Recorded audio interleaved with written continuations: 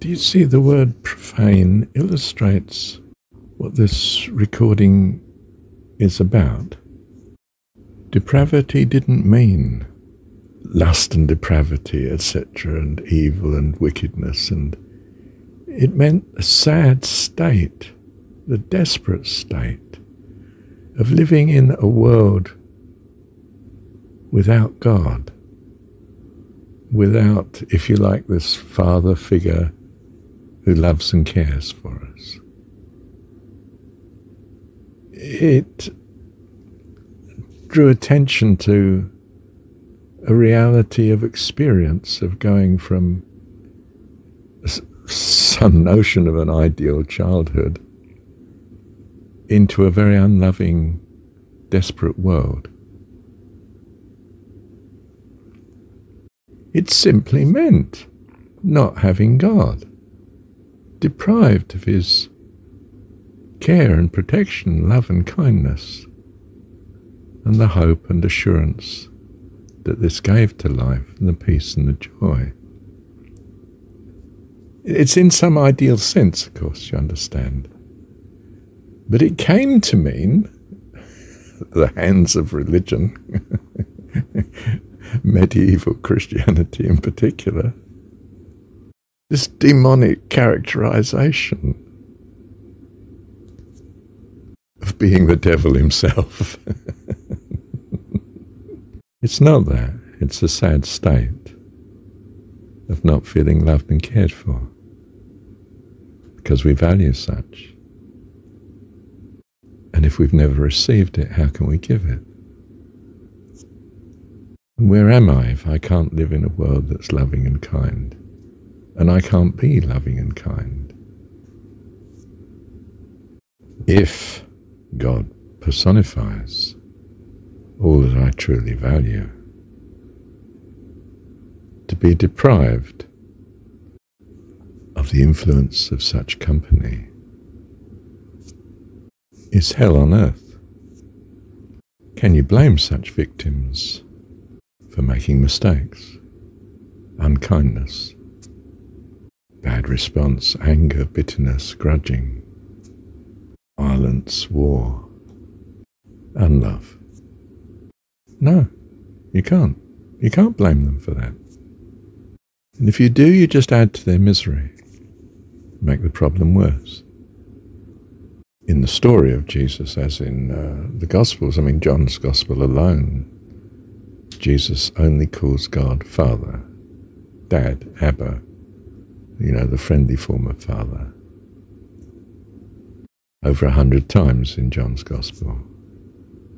Says in the only prayer, which is about him praying for us, I've given them your name. I've finished the work that thou gavest me to do.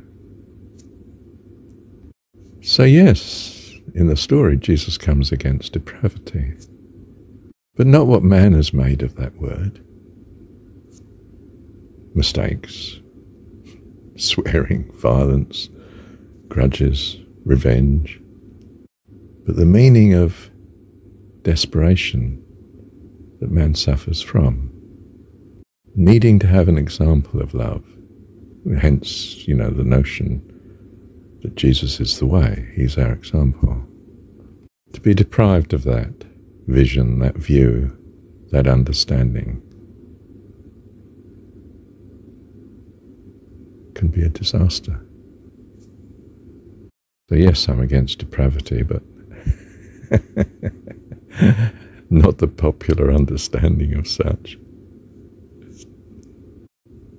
But a view of Jesus that has him say, I am come that you might have life and have it more abundantly. Thank you, Heavenly Dad. To profane something then means to not hold that that which is held to be holy is in fact holy. But it's not godly at all. Well, of course, that depends on what your God is then, doesn't it? How could you love a God that doesn't have what you value? Be a nonsense. You see, profanity is only an evil if you start from the situation that the holy is genuinely holy.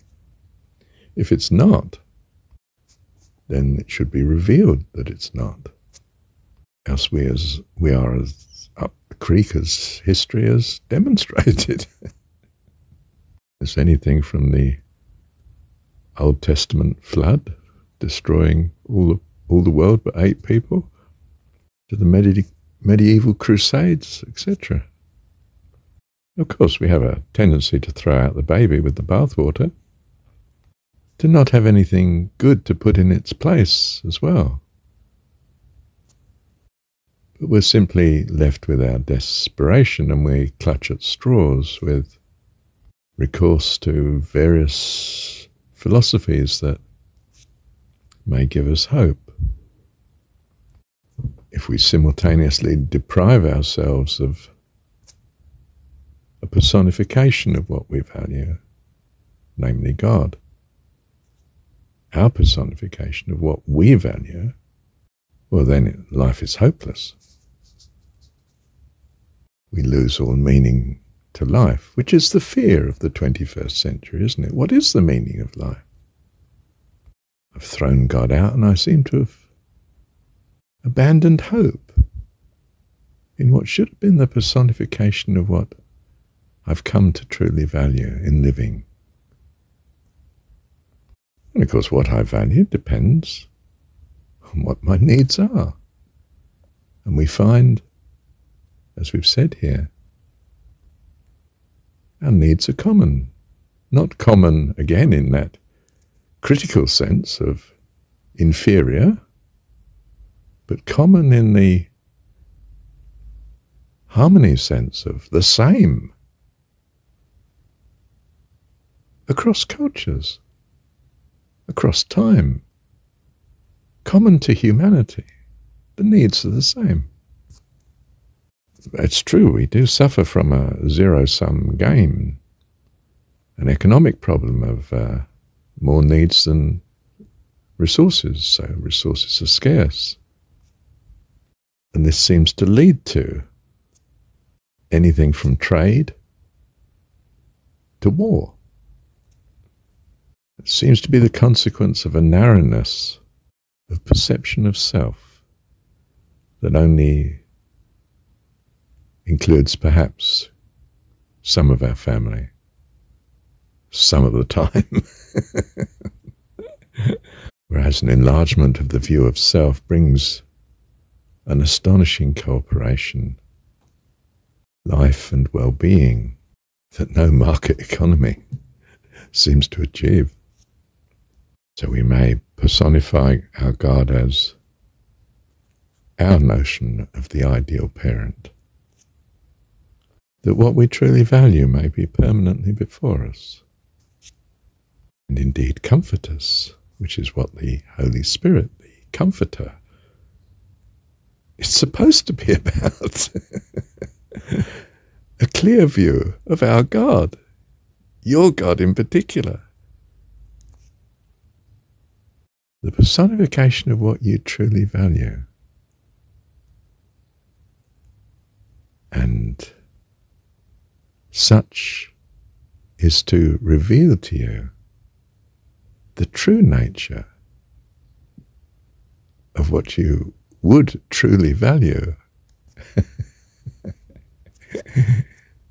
If you had the understanding of 1,000,000 incarnations behind you, the experience of this universe of good and evil, that you may come to know your God and have life eternal.